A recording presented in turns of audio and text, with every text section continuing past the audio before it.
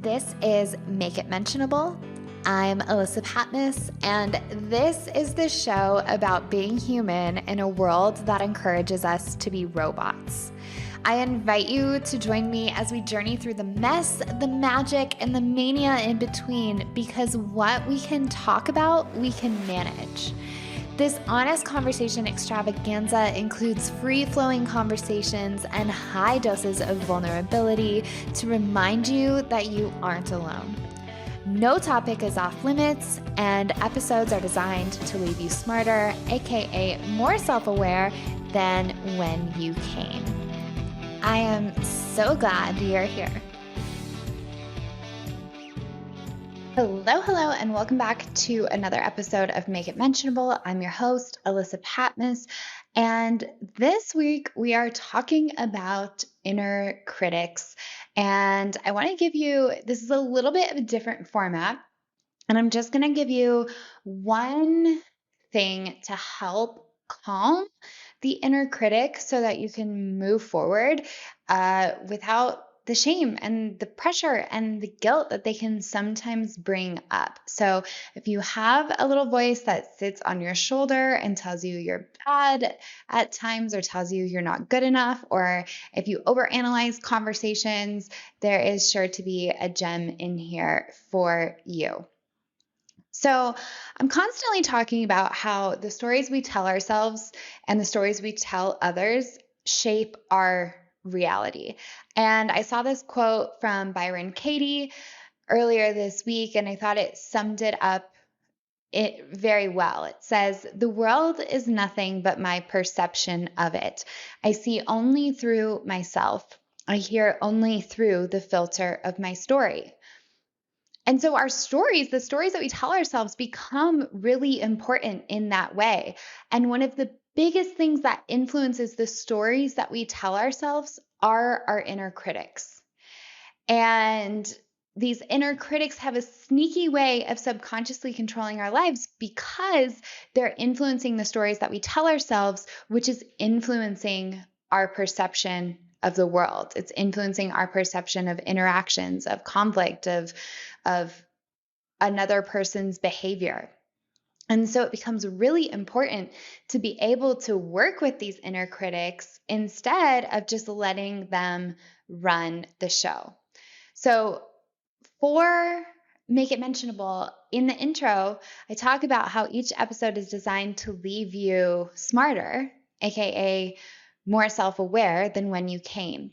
And being able to recognize what inner critic is coming out and when it's coming out is a self-awareness superpower.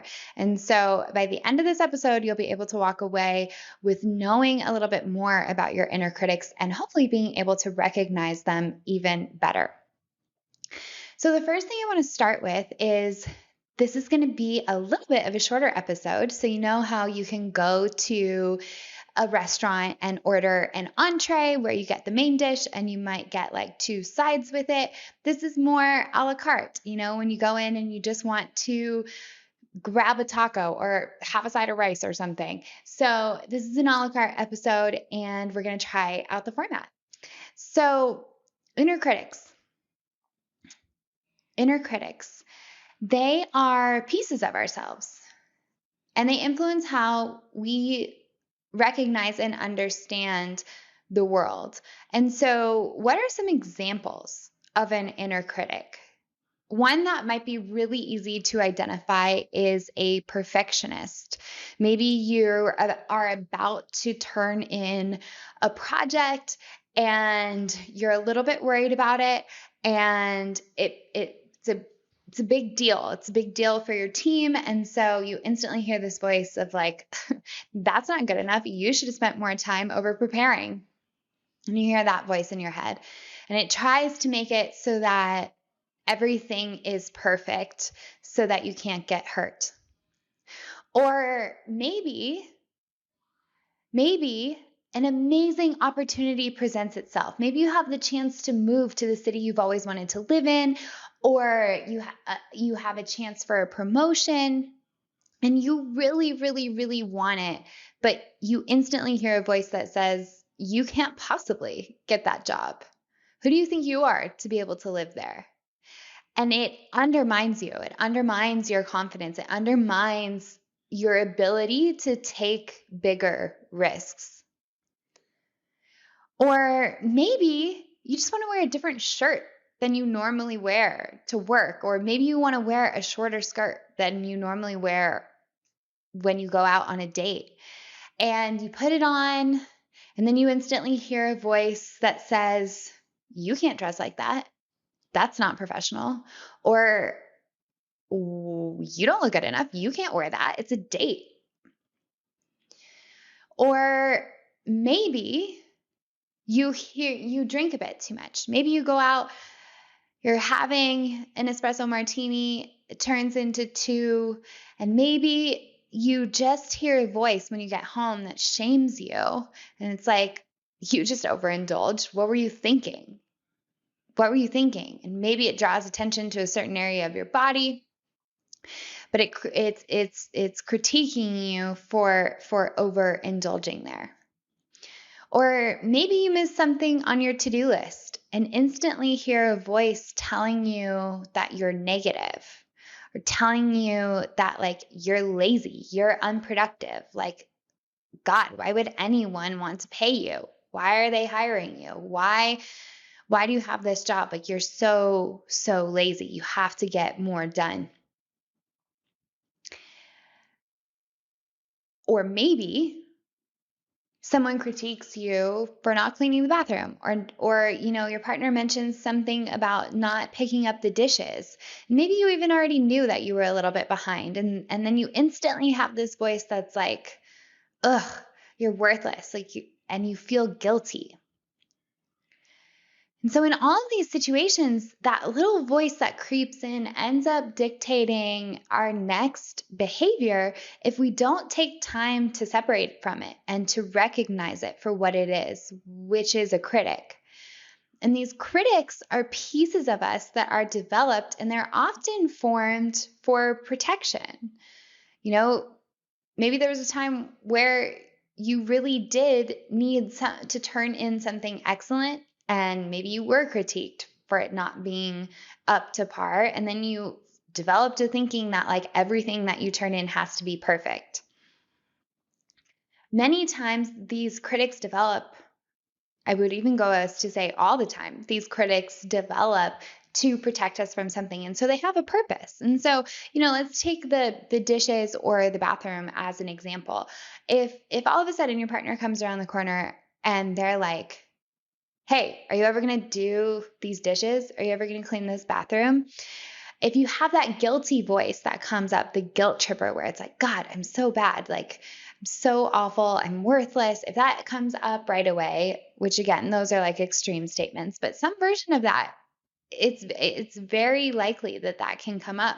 And so if you have that, if that's one of your inner critics, then it instantly causes an emotional reaction of feeling guilty, or feeling panicked, or feeling like something might be at risk.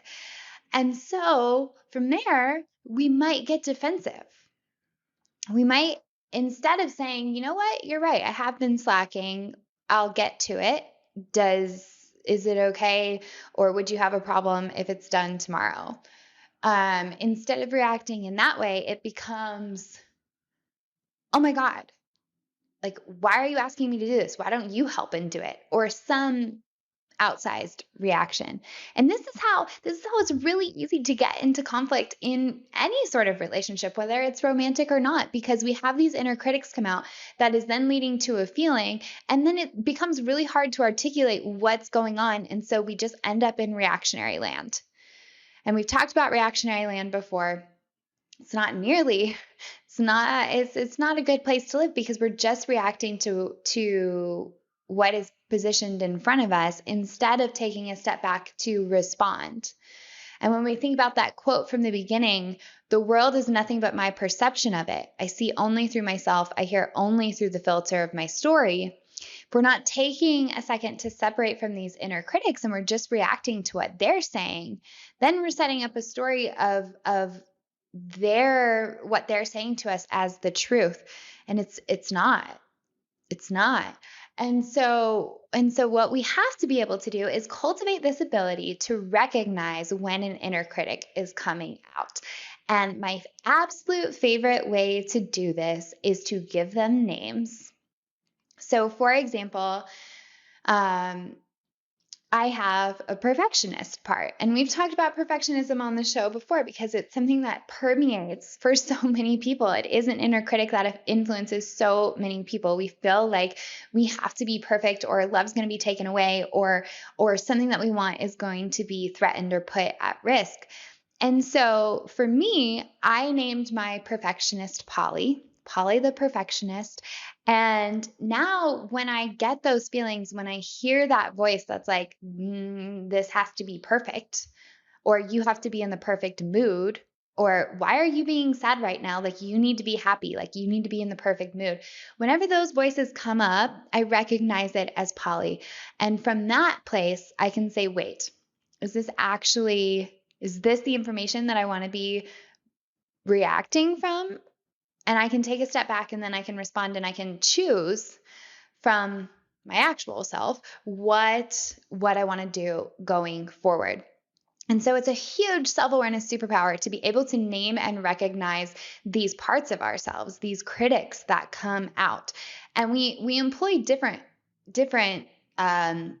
parts of ourselves for different reasons. So critics are one, they're trying to keep us in line and they want to protect us.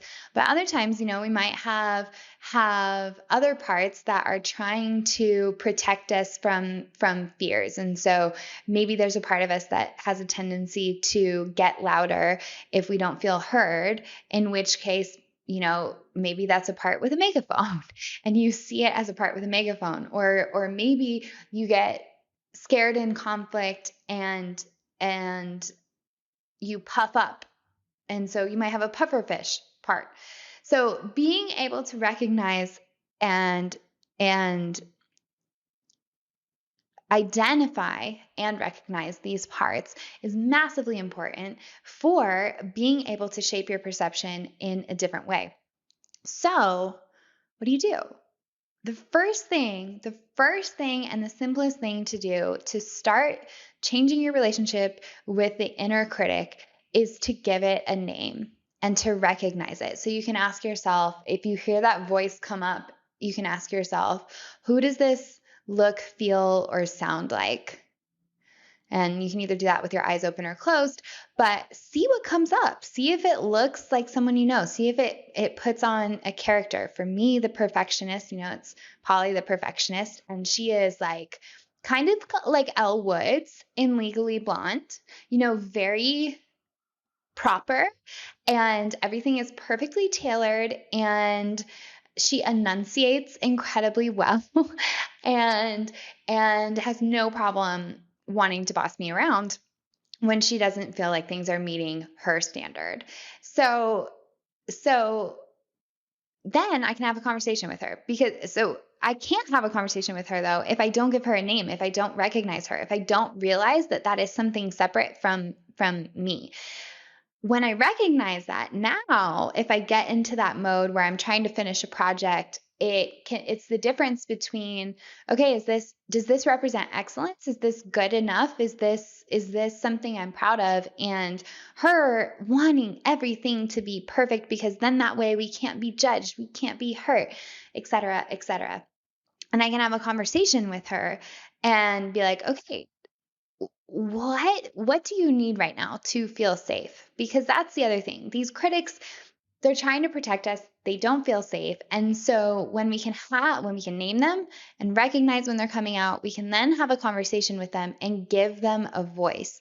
I see so many advice columns or self-help books that talk about like banishing these things and putting it aside and kicking it to the curb. And yes, I want perfectionist tendencies to go away, which is why I always talk about being a recovering perfectionist.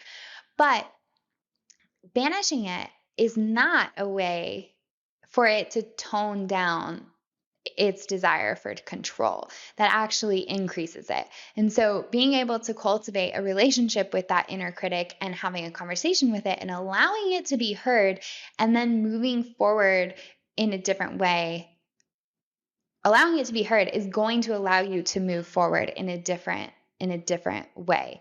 So, how can you name some of these critics? So for me, I have perfectionist Polly. I talked a little bit about how, you might have the one where you miss something on your to-do list, or the one that is just like obsessed with you needing to be productive all the time, or else you're the laziest person on the planet. So for me, that part is Allison, parts manager, and she's constantly trying to keep all of the plates spinning, and she wears a headset and she's running around with her hair on fire, constantly trying to keep everything together. Like everything is always fine in Allison's world. She's trying to make sure everything is fine. And so if that part of me comes up, then I have to have a conversation with her. The guilt tripper, maybe her name's Gilda. If you feel guilty all the time, it's different for everyone. But a lot of us actually have the same inner critics. It's just how they play out is different for everyone. And so there's no one size fits all solution. And cultivating a relationship with your individual inner critic so you understand what it needs, when it comes out, and what it wants allows you to respond in a different way rather than simply reacting. And that is a self-awareness superpower that can save you tons of time and actually allow you to pivot into more of what you want to do in situations and in conversations. When we can recognize these parts coming up in conflict, so example, like if you recognize that you feel guilty, Gilda, the guilt trippers coming up when your partner is asking you about cleaning the bathroom, you can even say like, hey, I'm feeling guilty about that. Like, you're right. I've been slacking. Let me get to it. Or if you need to have a deeper conversation around what the roles and responsibilities are, you can, but you're not just immediately reacting from that place of, I'm a terrible person, that guilt is trying to make you feel like. So, tip of the day, a la carte style, is to start thinking about how you can recognize your inner critics and give them a name. Give them a name. And I would love to know how this goes. If you recognize one that has been permeating your life, come over to the comments at alyssapatmos.com/show. You'll see this episode there, and come join me in the comments and tell me what you have named one of your parts. I would love to know. You've just finished listening to another episode of Make It Mentionable with me, your host, Alyssa Patmos. If you're looking for more in between episodes, then sign up for The Peel. It's my free newsletter that gives tips for how to navigate whatever life dishes. And it's also the place where I share the juiciest of stories. To check it out, head on over to alyssapatmos.com/The Peel. Thank you so much for tuning in, and I'll see you next time.